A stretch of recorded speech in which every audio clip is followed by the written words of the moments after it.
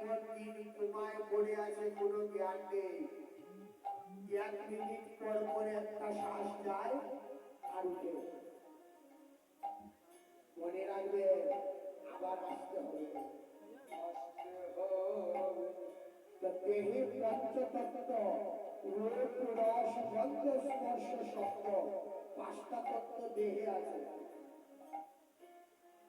এখানে আছে পঞ্চতত্ত্ব, বলছেন 5টাকে 5-এর সঙ্গে মিশিয়ে দাও। রূপে কমল রসে হৃদয় গন্ধতে অদ্বৈত স্পর্শে গদাধর শ্রীবাস শব্দতত্ত্ব।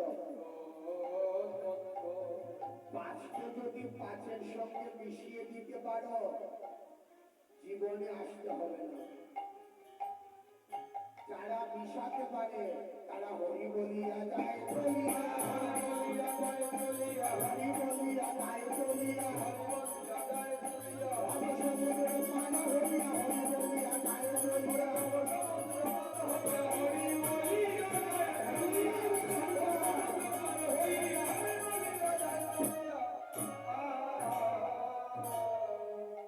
সব কীর্তনিয়ারা তো বলেন বাবা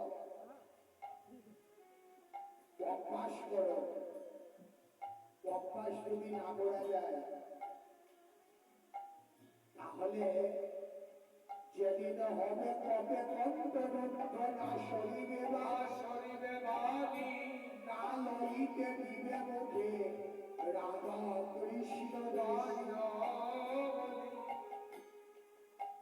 যদি অভ্যাস না করা যায় শেষের দিনে নামটা মুখে আসবে। তো আমাকে একজন বলল, পনেরা বিষয় আপনারা যে বলেন অভ্যাস করো অভ্যাস করো, অজামিল তো অভ্যাস করেনি। অজামিলের কথা তো সবাই জানে।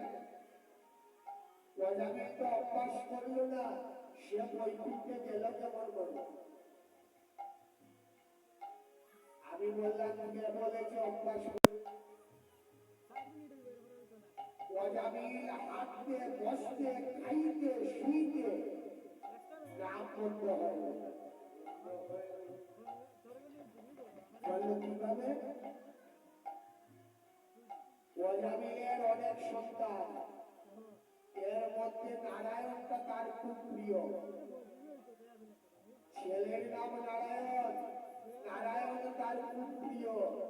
দিনে কতবার নারায়ণকে দেখেছে সীমা নেই। দেখেছেন?